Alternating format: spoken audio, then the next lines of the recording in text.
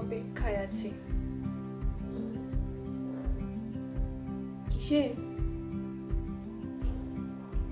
চায়ের।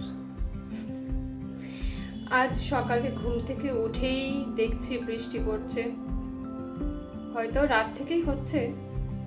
আমি ঘুম থেকে উঠেই দেখছি বৃষ্টি, কিন্তু সকালে এত চাপ থাকে, চাটার মানে তাড়াতাড়ি পান করা হয় না। সব কাজ সেরে একটু আরাম আয়েশ করে চাটা পান করতে হয়, যেটা আমি করি।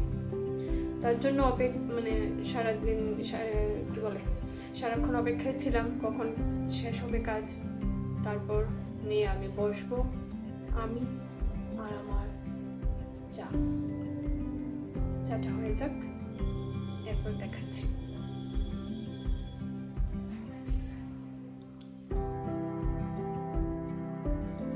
হয়ে গেল আমার চা।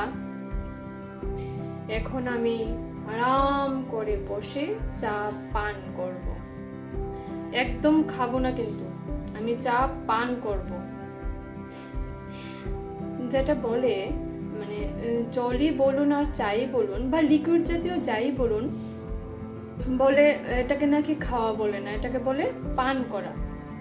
তার জন্য আমি বারবার পান করা বলছি, ভিডিওটা করছি বলে আর কি।